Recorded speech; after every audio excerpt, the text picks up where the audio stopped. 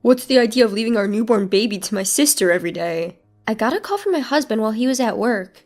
I couldn't help but be surprised at the anger in his usually mild-mannered husband's voice. I quickly clarified the situation to clear up the misunderstanding. Huh? Our daughter is sleeping at home. Huh? My husband raised his voice in surprise. One question led to another, and we both were left puzzled. I'll ask my sister-in-law for the truth. I decided to contact my sister-in-law, and a shocking truth was revealed. My name is Linda. I've been married for 3 years to my husband, Bob, who is 1 year older. We were recently blessed with our first child. Our daughter's name is Hannah. Hannah is so adorable, but I'm having a tough time as a first-time mom. Since my parents live far away, I didn't have the option of returning home for childbirth. So, since I was discharged from the hospital, I've been a one-woman show during the day. It wouldn't be an exaggeration to say that I've managed to get by thanks to Bob, who is very attentive to Hannah. Even when he's tired from work, he never complains, whether Hannah is having trouble falling asleep or waking up crying in the middle of the night. I think the fact that Bob is such a mild-mannered person allows me to deal with Hannah with hardly any stress. I was truly grateful for his presence. So, I was taken aback by this sudden call from him, and especially by the anger in his voice. Linda, I just got a call from Mom. What the heck is going on? Huh? Your mom? What do you mean? What's the idea behind leaving your newborn with Marissa every day? Mom has a bad back and apparently Marissa has been taking care of everything all by herself. What? I couldn't keep up with the sudden introduction of my sister-in-law and the word newborn. Marissa is my sister-in-law, Bob's sister. She lives about a 15-minute walk away at her parents' house, where she lives with them. She's flexible because she works from home and takes care of her mother. My husband continued his criticism. How can you just leave a baby who's only 3 weeks old? I'd be too worried to do that. Marissa has never taken care of a baby. I understand that you're exhausted after giving birth, but at least consult with me before you leave her with Marissa. His anguished cry made me realize that this was no ordinary situation.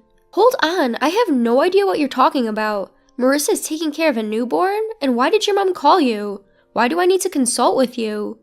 What do you mean, why? You've been leaving Hannah with Marissa, haven't you? It's been almost 2 weeks. Marissa hasn't complained because she doesn't want to ruin her relationship with you, but Mom couldn't stand it and called me. I was shocked at Bob's words. It was a story I had no memory of. Because my daughter is right in front of me right now. I had a lot of questions, but I felt it was more important to clear up the misunderstanding first, so I responded immediately. Huh? Our daughter is sleeping at home. She's right in front of me now. Huh? Bob's voice, which had been filled with surprise until a moment ago, raised in astonishment again. What do you mean?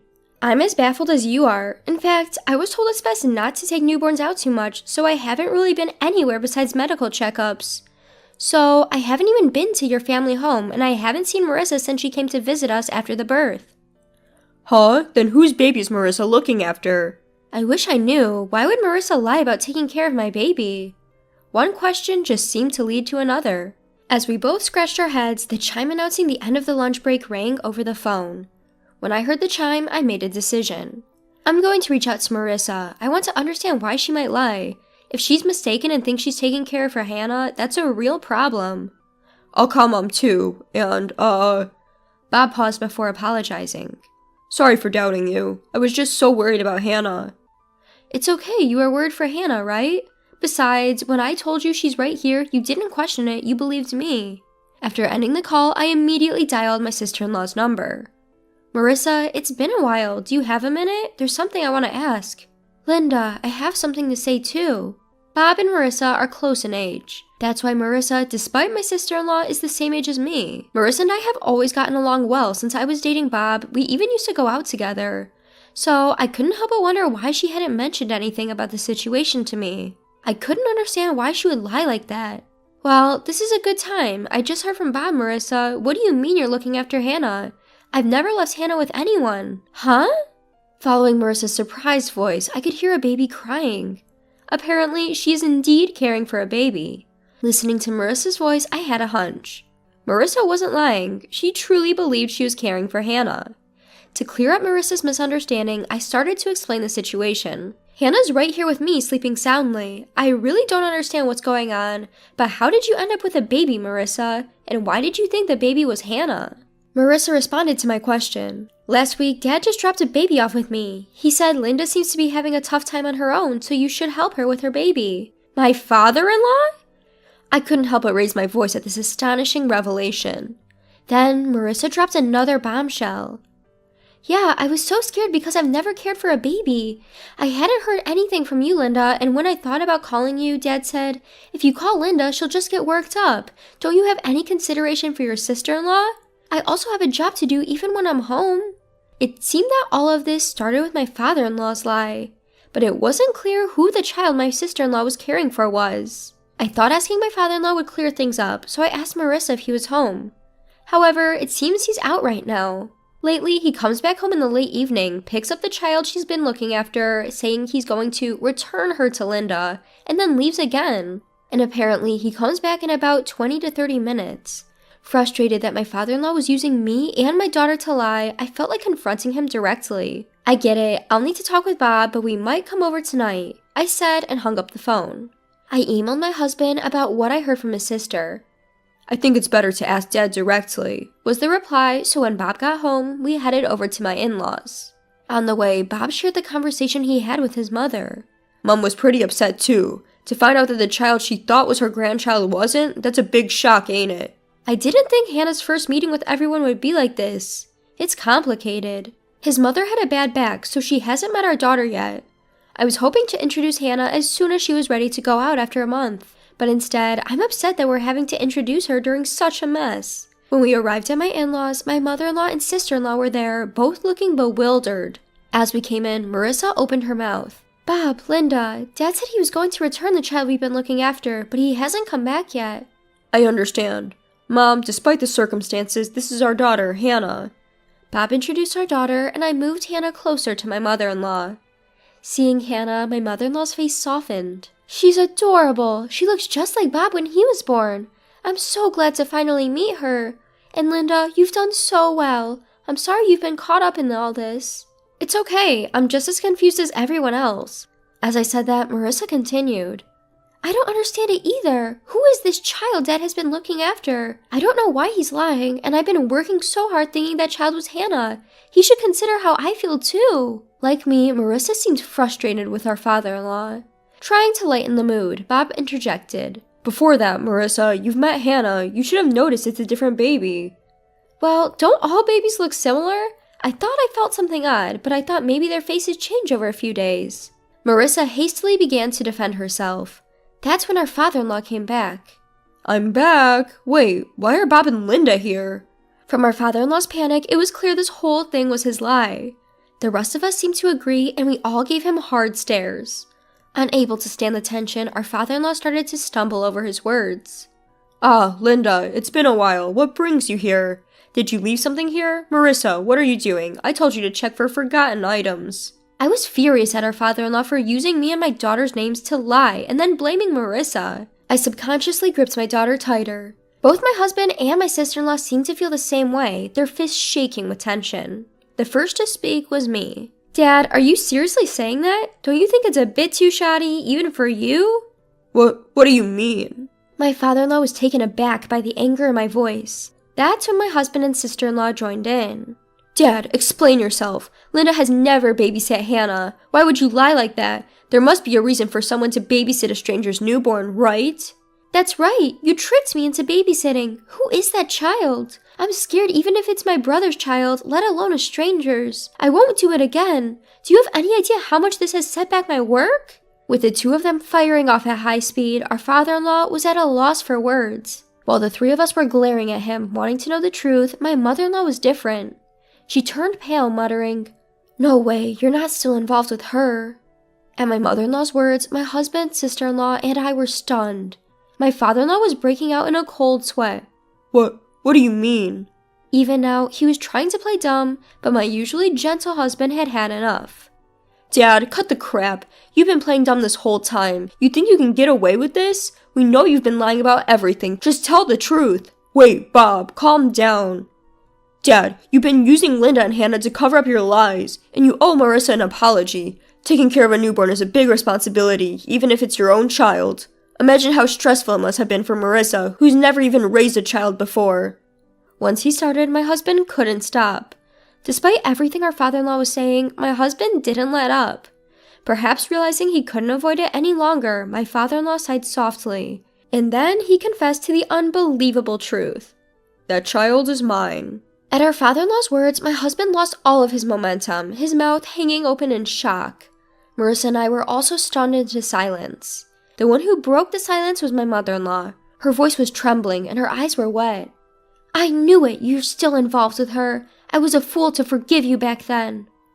Back then? My husband asked, confused. In response to his question, our father-in-law's face turned even paler. Ignoring him, my mother-in-law started explaining. He had an affair. It was around the time you two were getting married, so about 3 years ago? He promised me he would never do it again, so I forgave him.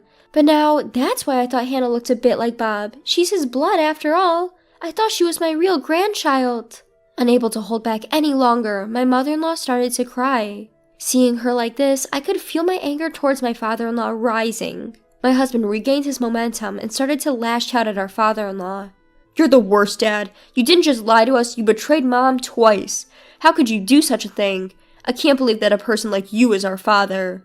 Bob's shout was followed by Marissa. What do you mean by my child? Are you kidding me? You had a child with your mistress and left it with me? I can't believe it.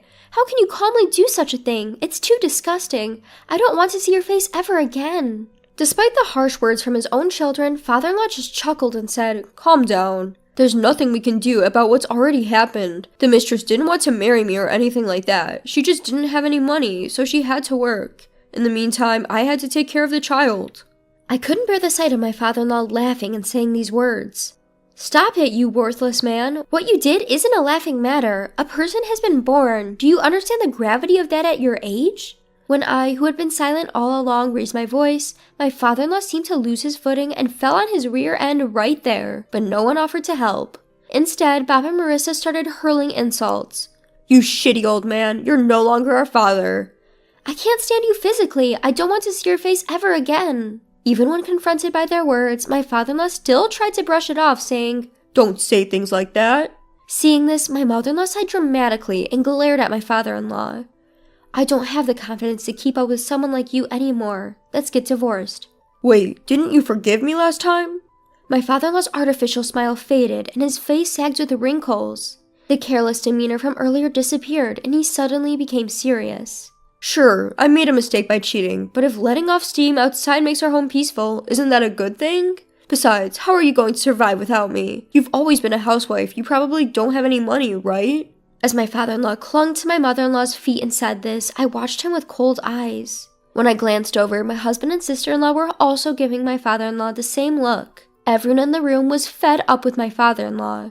My sister-in-law shouted out with anger. I'll take care of Mom, so we'll be fine without you. How are you planning to live? You've always relied on Mom for everything from meals to laundry. Are you sure you'll be okay on your own now? Marissa's words clearly upset my father-in-law. He looked at my mother-in-law with pleading eyes. You wouldn't abandon me, would you? We've been together for decades. You can't imagine life without me, can you? However, my father-in-law's hopes were quickly dashed. My mother-in-law shook off his arm that was clinging to her leg. Stop joking. How much do you need to belittle people to be satisfied? Who do you think wants to be with a cheater? I'm going to divorce you right now. If you like her so much, why don't you go be with your mistress? What? Wait, let's talk. We can work it out. That woman was just a fling. The only one I love is you. My father-in-law, clinging to my mother-in-law, is once again the target of my sister-in-law's angry voice. Enough! Talking to someone who has no intention of reflecting on their actions is pointless. We're leaving this place soon. Of course, Mom is coming with us. Until we're gone, Dad, you better not come home. I never want to see your face again. Now scram! With that, Marissa tries to forcefully usher my father-in-law outside. Even then, my father-in-law didn't budge, so ultimately, Bob had to physically drag him out. Please wait. Give me another chance. Just one more. My father-in-law was shouting this until the end, but no one paid any attention. Afterwards, as Marissa had predicted, my father-in-law's life became a mess, unable to do even basic chores. Unable to endure living in his increasingly cluttered and dirty house, he tried to rely on his mistress, but it seemed she turned him away at the door.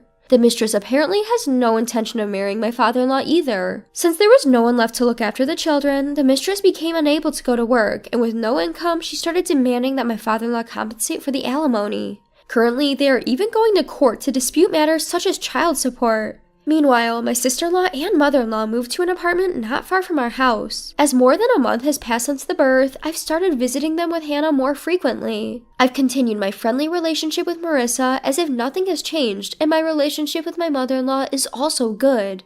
From now on, I plan to do my best to raise my daughter with the help of my husband, my sister-in-law, and my mother-in-law.